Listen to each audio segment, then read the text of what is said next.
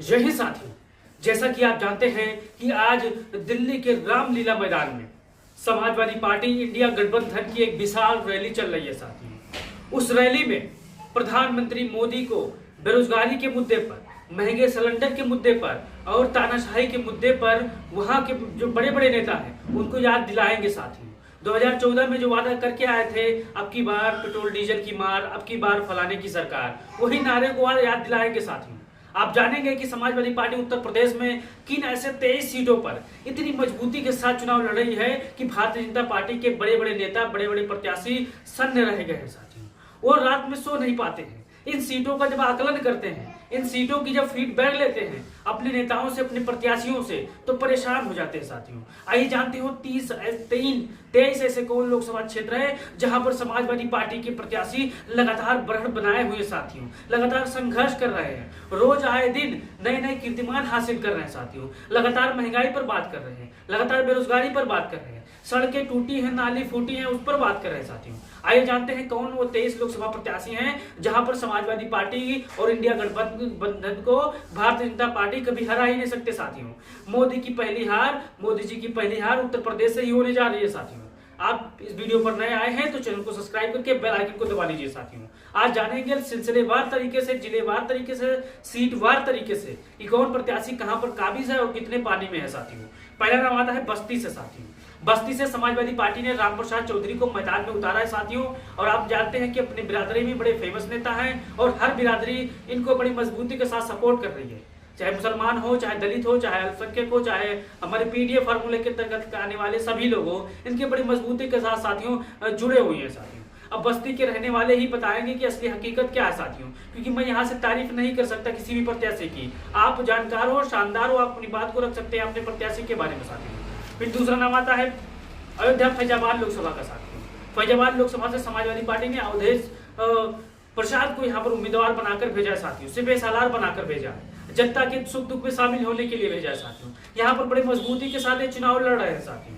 ये वही प्रत्याशी हैं जो समाजवादी पार्टी से विधायक है साथियों, लेकिन समाजवादी पार्टी ने इन पर भरोसा जताया है क्योंकि लगातार भारतीय जनता पार्टी महंगाई पर नहीं बात करती है, बेरोजगारी पर नहीं बात करती है, बात नहीं करती है उन सब पर, लेकिन अखिलेश यादव ने इनको प्रत्याशी बनाकर भेजा है कि सदन में जाएंगे, गरीबों, शोषितों, वंचितों की आवाज उठाएंगे साथियों। इनको भी भारतीय जनता पार्टी सपने में भी नहीं हरा सकती साथियों। फिर नाम आता है उन्नाव का साथियों। उन्नाव से श्रीमती अनु टंडन प्रत्याशी है। लगातार भारतीय जनता पार्टी के जो प्रत्याशी है लगातार वो चुनाव जीतते आए हैं, लेकिन काम के मामले में शून्य है साथियों। इस बार अपने घरेलू प्रत्याशी अनु टंडन को भारतीय जनता पार्टी के प्रत्याशी से हार का बदला लेगी साथियों, और समाजवादी पार्टी बड़ी मजबूती के साथ चुनाव जीतने जा रही है।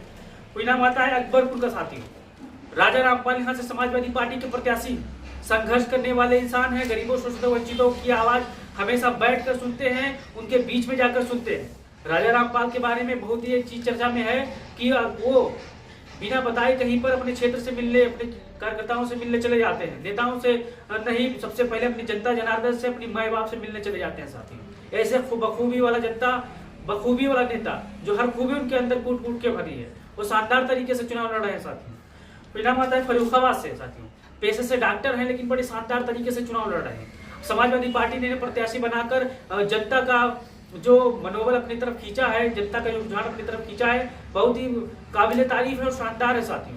आप इनके बारे में जानते होंगे, नवल किशोर साख्य साथियों, साख्य बिरादरी से आते हैं और लगातार संघर्ष कर रहे हैं। इनके बारे में भी अपनी राय जरूर दीजिएगा। फिर नाम आता है फिरोजाबाद से साथियों। फिरोजाबाद में भी समाजवादी पार्टी को कोई नहीं हरा सकता साथियों। मैं दावे के साथ कह रहा हूं, ये लिख लीजिए आप बात। यहाँ से अक्षय यादव समाजवादी पार्टी के प्रत्याशी हैं और संघर्ष करने वाले इंसान है साथियों।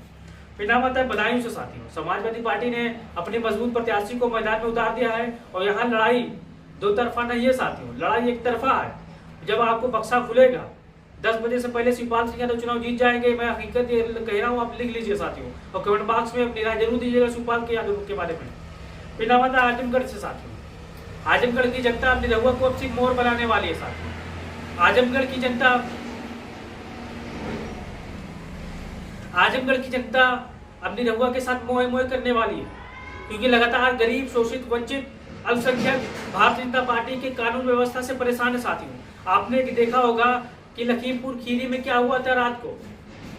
कोई बताने से कानून व्यवस्था छुपी नहीं है कि बढ़िया बढ़िया प्रचार कर दो, बढ़िया बढ़िया चला दो, बस कानून व्यवस्था दूर है। लेकिन सोशल मीडिया का जमाना है साथियों, अगर कोई खांसी भी लेता है, खांस भी लेता है तो चर्चा कब से बन जाता है साथियों। यहाँ किसी से चीज से सच्चाई छुपने वाली नहीं है। परिणाम आता है गाजीपुर का साथियों। अब गाजीपुर में एक बात आपको बता दूं, मुख्तार अंसारी के भाई अफजाल अंसारी यहाँ पर मैदान में साथियों। अगर मुख्तार अंसारी के भाई अफजाल अंसारी चुनाव प्रचार करने न जाए तभी भी 2 लाख 2.5 लाख वोटों से चुनाव जीतेंगे साथियों। उनके साथ जनता खड़ी है। जिस प्रकार से उनके भाई के साथ हुआ, उनके भाई को जिस प्रकार से धीमा जहर दिया गया, वो किसी से छुपा नहीं है साथियों। पोस्टमार्टम की रिपोर्ट कहीं भी कुछ भी करवा सकते हो साथियों। आप उत्तर प्रदेश के रहने वाले हो, देश के रहने वाले हो, आप जानते हो कि पैसे के दम पर, पावर के दम पर उत्तर प्रदेश में कुछ भी कराया जा सकता है साथियों। और ये हकीकत है साथियों। नकली मार्कशीट से लेकर नकली पासपोर्ट तक भी पैसे के दम पर लोग बना लेते हैं साथियों। और ये किसी से छुपी नहीं, चाहे जो अधिकारी हो, चाहे जो कर्मचारी हो, सब लोग जानते हैं हकीकत क्या है। फिर गाजीपुर में क्या मुख्तार अंसारी के भाई अफजाल अंसारी को चुनाव हरवा सकते हैं? क्या भारतीय जनता पार्टी अभी क्यों प्रत्याशी यहाँ पर नहीं हेर पाई, क्यों नहीं खोज पाई साथियों? आप कमेंट बॉक्स में अपनी राय जरूर देना। बिना बात है कैराना से साथियों, इस बहन को हराने के लिए भारतीय जनता पार्टी गजब के यानी हर प्रकार की टीम, हर प्रकार के जो होते हैं खेल हथकंडे अपना रही है। लेकिन यहाँ पर भी चूक जाएगी भारतीय जनता पार्टी साथियों। वही हाल मुजफ्फरनगर का है साथियों। मुजफ्फरनगर से हरिंदर मलिक को हराने के लिए पुराने जो वीडियो है लाए जा रहे हैं, यानी सोशल मीडिया पर माहौल बनाए जा रहे हैं भारतीय जनता पार्टी के पक्ष में। लेकिन जो गरीब जनता है वो जमीन पर रहती है साथियों, उससे सोशल मीडिया से मतलब नहीं है साथियों। उसे अपने नेता से मतलब है कि आपके बीच में कौन नेता आ रहा है, कौन नेता जा रहा है, कौन संघर्ष कर रहा है, उससे मतलब है साथियों। पिलावला से आता है नीरज मौर्य का साथियों। मौर्य बिरादरी से आते हैं, ऊर्जावान नेता हैं, थकते नहीं है, संघर्ष करने वाले इंसान हैं, गरीबों शोषितों वंचितों की आवाज सुनते हैं और ये बड़ी मजबूती के साथ चुनाव लड़ रहे हैं। ये भी जीत के आएंगे साथियों सदन में। फिर मोहनलालगंज से साथियों, समाजवादी पार्टी ने यहाँ पर आर.के. चौधरी को प्रत्याशी बना दिया है साथियों। अब प्रत्याशी बनाने के साथ साथ पहले दिन से ही ये माइंडली जीत गए हैं चुनाव। क्यों जीत गए हैं? क्योंकि यहाँ पर जो प्रत्याशी थे ये लगातार लखनऊ में ही बैठे रहते हैं साथियों। लखनऊ से सटा मोहनलालगंज साथियों, यहाँ पर अपने क्षेत्र में बहुत कम ही उपस्थित रहते हैं। समाजवादी पार्टी ने ऐसे प्रत्याशी मजबूत उतार दिया है कि जो भारतीय जनता पार्टी के प्रत्याशी हैं वो आओ बाव बक रहे हैं साथियों। फिर हमारा है आपको यहाँ पर मैनपुरी का साथियों। मैनपुरी से डिम्पल यादव को कोई नहीं हरा सकता साथियों। भारतीय जनता पार्टी यहाँ पर भी प्रत्याशी भी खोज नहीं पाई है साथियों। परेशान है, मूड खुजला रही है, सर खिचला रही है कि कौन से प्रत्याशी को यहाँ पर मैदान में उतारे, आखिर में वो हार ही जाएगा साथियों। चर्चा चल रही थी कि केशव प्रसाद मौर्य को चुनाव लड़ाया जाएगा, लेकिन केशव प्रसाद मौर्य ने शायद मना कर दिया कि कौन जाए बलि का बकरा बनने साथियों। फिर नाम आता है घोसी का साथियों। घोसी से राजीव राय है, गाजीपुर के सदा आसपास का एरिया है, यहाँ पर भी ये मजबूती के साथ चुनाव जीत रहे हैं। और कहीं पर हमसे भी लिखवा लीजिए साथियों, घोसी हो चाहे गाजीपुर हो चाहे आजमगढ़ हो चाहे लालगंज हो, यहाँ पर समाजवादी पार्टी बड़ी मजबूती के साथ चुनाव लड़ रही है। यहाँ पर भारतीय जनता पार्टी का कोई भी नेता आकर चुनाव लड़ रहे, चुनाव वो हार जाएगा साथियों। तीसरा नाम आता है कौशाम्बी के साथियों। जैसा कि आप जानते हैं कौशाम्बी में भी टिकट डिक्लेयर नहीं हुआ, जो चर्चाओं का नाम चल रहा है वो इंद्रजीत सरोज का साथियों। अपने बेटे हो सकता है इंद्रजीत सरोज अपने बेटे को यहाँ पर चुनाव लड़ाते, लेकिन उनका बेटा को भी नहीं हरा सकते साथियों, क्योंकि मजबूती के साथ संघर्ष करने वाला वो भी इंसान है साथियों। अपने पिता का चुनाव मैनेजमेंट वही देख रहा है और वहां पर ही चुनाव जीत जाएंगे साथियों। रामपुर का समाजवादी पार्टी ने मोहिबिल्ला को प्रत्याशी बनाया, मोहिबिल्ला नदवी को साथियों। शानदार है, धर्मगुरु हैं, संघर्ष करने वाले इंसान है साथियों, मस्जिद के इमाम भी है और इनको भी हराना भारतीय जनता पार्टी के बस की बात नहीं है साथियों। क्योंकि यहाँ पर जिस हिसाब से समीकरण फिट बैठ रहे हैं, बड़ी शानदार तरीके से यहाँ पर समाजवादी पार्टी आजम खान साहब के आशीर्वाद से चुनाव जीतने जा रहे हैं 100%, ये भी हम कह रहे हैं साथियों। फिर नाम आता है प्रतापगढ़ का साथियों।